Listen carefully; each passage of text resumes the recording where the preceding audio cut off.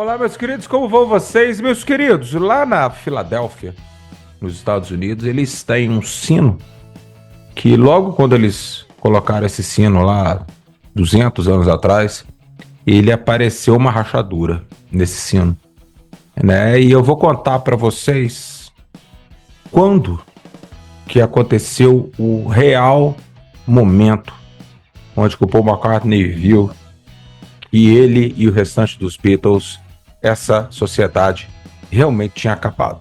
Eu vou contar tintim por tintim para vocês, com o contexto que eu sempre coloco, né? Meu nome é João Moura, essa aqui é a Beatles School, vamos lá.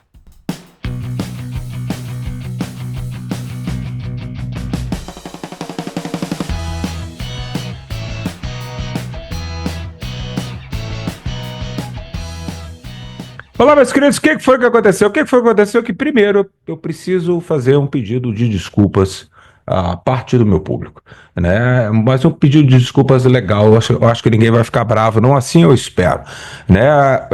Nos últimos vídeos eu tenho falado para as pessoas entrar em contato com o Miguel, né, do Guia Brasileiro né, que é em Liverpool, e também com o Pedro, que é do London Rock, né, que ele é um guia turístico em Londres, né, especializado em rock, né, então não é apenas Beatles, tem mais coisa, né. Então você já deve estar sabendo que eu vou fazer essa viagem para Londres e Liverpool entre os dias 30 de maio a 6 de junho, né, e eu estava planejando fazer um vídeo contando como que ia ser a viagem, onde é que a gente iria e tal, até vou fazer esse vídeo. Só que eu faria esse vídeo, né, para poder, né, as pessoas ficarem com vontade de ir e tal. Nós planejamos, a princípio, 24 pessoas, porque a gente não podia. Questão de segurança, questão de ser uma coisa mais intimista. Então, 24 pessoas, né, cabem dentro de um ônibus de Liverpool para Londres e Londres para Liverpool e tal. Então, a gente colocou esse limite. Eu jamais imaginaria que em uma semana a gente já fecharia 24 pessoas e já tendo uma fila de espera para a próxima viagem, né? E então eu peço desculpas porque eu iria fazer esse vídeo mostrando, né, para poder, né, incentivar as pessoas a quem quisesse ir, né? Mas eu, como eu disse, eu jamais imaginava. Então eu vou fazer o vídeo, né, para as pessoas saberem como é que vai ser, onde que a gente vai, aquela coisa toda. Lógico que Abbey Road, Savile Row, Cavern, casa da Tia Mimi, casa do Paul McCartney, Strawberry Fields, a igreja lá em Woolton, o túmulo de Eleanor Rigby, o museu da família do Pete Best, né, o Casbah, as casas do George, do Ringo, aquela coisa toda que tem lá em Liverpool. Tudo isso a gente vai fazer, só que a gente colocou mais coisas para ser uma coisa muito mais legal. Mas como eu disse, o pessoal eu falei para entrar em contato com o Miguel, eles entraram em contato com o Miguel, pegaram o roteiro, pegaram os preços e muito rapidamente. Então, primeiro eu quero agradecer as pessoas que rapidamente já fecharam o contrato, já pagaram e tudo mais. A gente vai ser bastante divertido, né? E eu peço desculpa para as pessoas que talvez estariam esperando um vídeo meu, mas em minha defesa eu avisei para entrar em contato com o Miguel, com o Pedro, o mais rápido possível. Eu só não sabia que seria tão rápido. Eu esperei, eu imaginava que a gente teria aí uns 2 meses mais ou menos para poder encher o nosso Magical Mystery busão, né? Que vai sair de Ouro Preto para Londres. Meus queridos, vamos lá. O que aconteceu foi o seguinte. Eu sei que a maioria das pessoas aqui, eles gostam muito dessa coisa triste, mas bastante curiosa no fim dos Beatles. Então, o que acontece, meus queridos? Vocês se lembram no Get Back, quando o John Lennon vai ter a primeira reunião, ele e os outros três, com o Alan Klein, né? E vocês sabem, já contei aqui na Beatles School para vocês, que o Paul, assim que ele começou a ter um relacionamento com a Linda Eastman, o pai dela era um advogado com coisas de direito autorais, de artistas e tudo mais, e também o irmão da Linda, o John. Então, o Lee Eastman, que era o pai da Linda, e o John Eastman, eles começaram a aconselhar o Paul. Então, o Paul trouxe os Eastmans como possíveis advogados dos Beatles e tal. Então, os três meio que aceitaram e tal, mas eu não sei o porquê. Os outros três sempre pensaram que os Eastman poderiam pender mais para o lado do Paul na hora de uma discussão de contrato, né, e tal. Como dizia o George Harrison, né? Quando eu vou para casa, eu deito com a Patty e não com a Alan Klein. O Paul, ele vai deitar com os Eastman, né? O George Harrison falou isso mais tarde, né? Em 1970, 71, quando eles estavam realmente brigados. Então, o que aconteceu, meus queridos? Logo, o John Lennon ficou encantado pelo Alan Klein, porque o Alan Klein, o John Lennon conhece o Klein através dos Rolling Stones no Rock and Roll Circus dos Rolling Stones, ali em dezembro de 1968. Por falar nisso, hoje morreu a então namorada do Mick Jagger, a cantora Marianne Faithfull, que aparece no Rock and Roll Circus. Também ela gravou uma música lindíssima dos Rolling Stones, As Tears Go By. E lamento muito que ela descanse em paz, porque foi uma mulher lindíssima e uma voz maravilhosa. Então, que Deus a receba, né?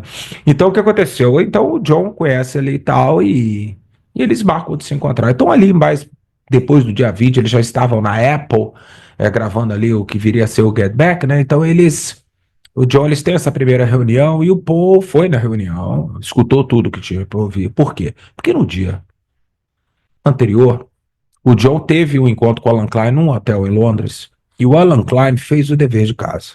O sonho dele, desde a época que o Brian Epstein era vivo, o sonho dele era empresariar os Beatles, né? Eles estavam ali junto com os Rolling Stones, o qual ele passou a perna neles, mas como diz o Keith Richards, foi o preço de uma educação, foi como se fosse o preço de uma faculdade particular.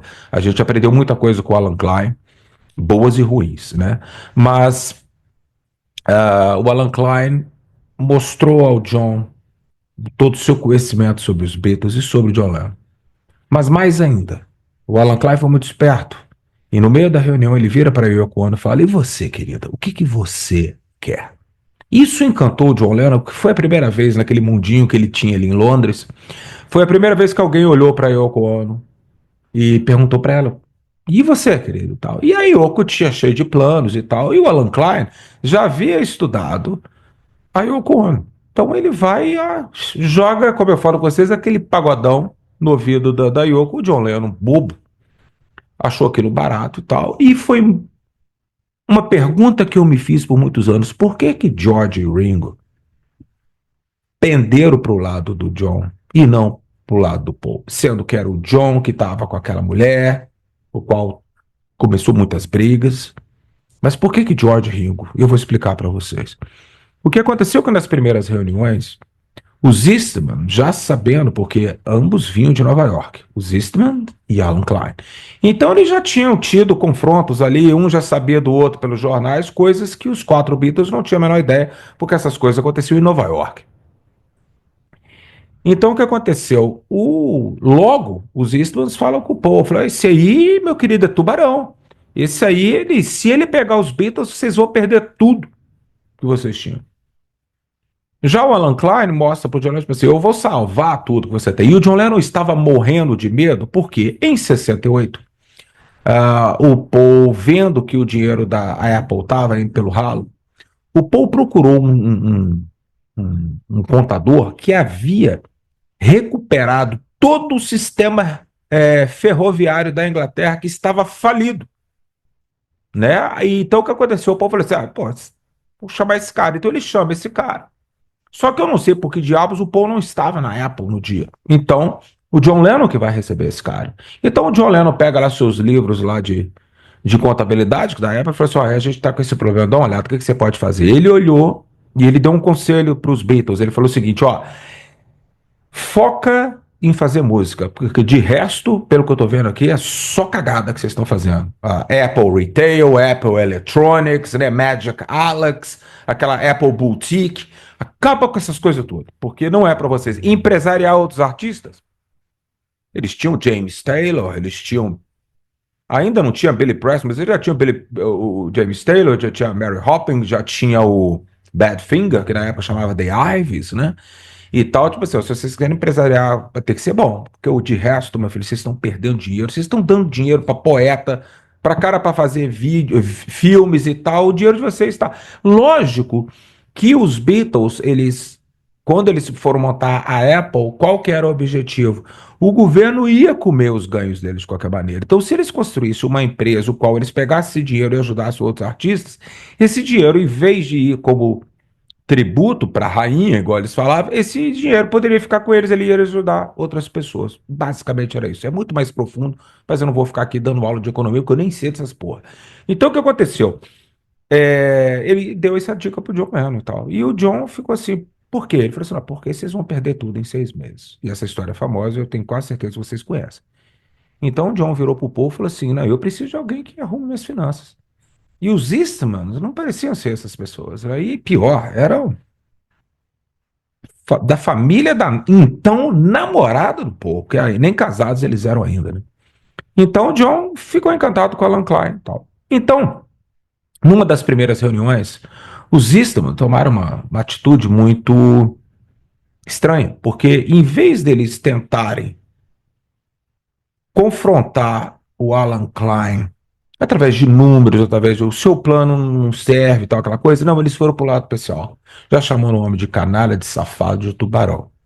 Isso fez com que o George, o Ringo e o John olhassem e vissem esses caras chiques de Nova York, porque a família Eastman era chique, e o Alan Klein parecia um pedreiro.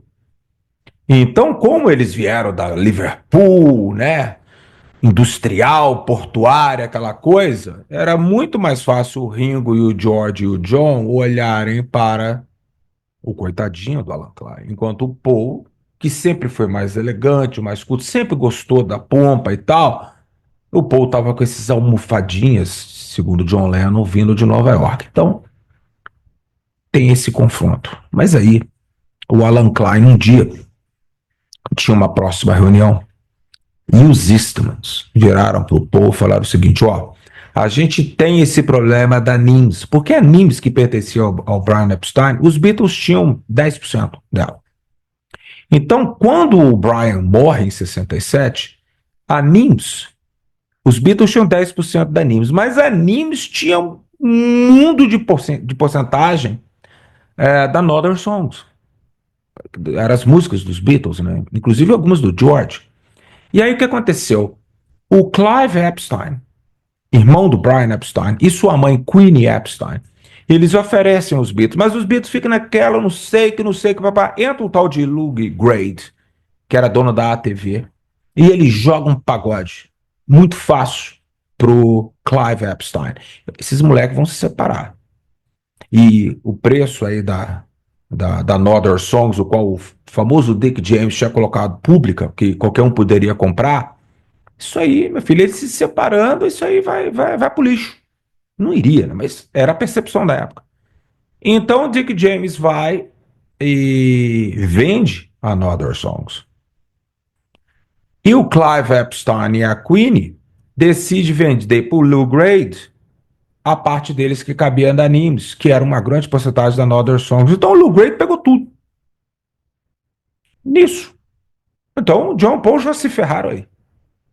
E a família Eastman estava falando pro John e pro Paul, comprem a Another Songs, comprem animes, porque assim, comprando animes, com a porcentagem que vocês têm, mais os 10% lá, e que vocês já têm, e mais a porcentagem do Clive Epstein e da Queen Epstein, vocês vão ser sócios majoritários, mas é tudo de vocês.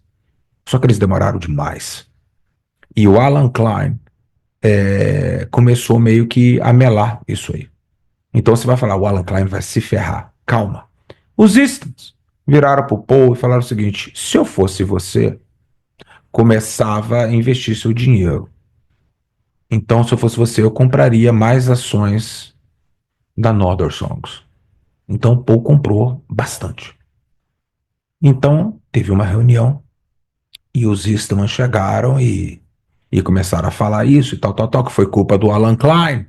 Você atrasou e agora os meninos estão aí, não são mais donos da própria música, porque o Lou Grade da ATV comprou a porra toda. E o Dick James vendeu e os Epstein venderam também. E o John e o Paul agora ficaram na mão. E aí o Alan Klein, para poder sair daquela situação, ele teve uma jogada de mestre. Ele puxa a papelada e fala assim, eu gostaria de saber por que o seu cliente, Paul McCartney, seu genro e seu cunhado, Paul McCartney, por que ele está comprando em segredo ações da Northern Songs? Meus queridos, o John Lennon bateu na mesa e falou, Paul tá fazendo o quê? Aí o Paul, você tá passando a perna em mim? E o John Lennon, nervoso, ele ficou violento. Ele partiu para cima do Paul. E o Paul vira para ele e falou assim, não, peraí. O dinheiro é meu, a Another Songs é pública. Então, se eu investir o meu dinheiro, eu investi o dinheiro numa coisa que é nossa. Mas na cabeça do John Lennon, já poluído pelo Alan Klein e pela Yoko Ono, ele achava o Paul estava comprando tudo, ele ia acabar sendo meu chefe. Então o Paul é um filho da puta. E isso o George e o Ringo assistindo ficaram horrorizados. É como se fosse o Paul em silêncio comprando Another Song sem que o John soubesse. E, enfim, a reunião acabou mal. Dias depois, todos os quatro teriam que ir para o Olympic Studios para poder escutar as primeiras versões do álbum Get Back. E porque o Get Back seria lançado e tal, e eles tinham que fazer, sentar lá e ouvir, né? Então o Paul chegou, sentou no piano no Olympic Studios lá, estava esperando ele e o Glenn Jones, que havia trabalhado no Get Back, vocês lembram muito bem. E o Glenn Jones estava ali para mostrar o disco e também para gravar com o Steve Miller e sua banda, né? Só que não era só o Steve Miller. E aí o Paul tá lá esperando, chega o John, com a Yoko, claro, John, Yoko, George, Ringo. Então, essa famosa história que tá até na Anthology. Ele chegou com o documento e falou assim: ó, o Alan, para poder resolver alguns problemas nossos aqui, a gente precisa da sua assinatura. Aí o Paul, tá, me dá o papel. Aí o Paul olha, eu falei, pô, mas 20% de comissão? Ó, 20%. Ele que fica com 10 ou 15, nós somos os Beatles. Aí o John fala, não, ele precisa disso aí e tal, e ele precisa levar. Hoje é sexta-feira, né? Ele precisa levar para poder assinar lá no comitê dele lá, de associados dele lá em Nova York. Então, segunda-feira ele tem que fazer isso. Ele falou assim: não, deixa eu ver, vou mostrar para os Eastman e depois eu assino. Mas vamos renegociar isso aqui para 15%, porque 20% é muito, né? De tudo que ele conseguir para gente. Mas aí os três falaram: não, não, você está atrasando, cara. Ele precisa. Ele falou: cara, ele é judeu. Ele não vai trabalhar sábado. Ele só vai trabalhar domingo. Há tempo. Ele que viaja domingo. E outra coisa, que associados. Ele é dono da porra toda. Ele não discute nada com ninguém, não. Então ele que espere. Então o John pega o papel da mão do povo. E sai ele e o George Ringo pisando duro. E a discussão foi na frente do Glenn Jones, e na frente do Steve Miller. E o Paul falou: foi naquele momento que o sino rachou. Como eu disse vocês lá na frente. Ele falou: quando o sino rachou, igual o sino lá da Filadélfia, ele jamais pôde ser colocado, porque por mais que eles tentassem arrumar esse sino durante os séculos, ele sempre rachava mais. Então por isso que o Paul fez essa comparação, de que foi nesse dia, dentro do Olympic Studio, que ele falou: nunca mais foi igual o nosso relacionamento. A gente gravou Abbey Road, mas nunca mais foi igual. Sempre tinha aquele olhar ruim. E ele falou assim: foi esse dia que os Beatles, para mim, o dia que os Beatles acabaram. Interessante essa história, né, meus queridos? Um grande abraço para vocês. Se cuidem.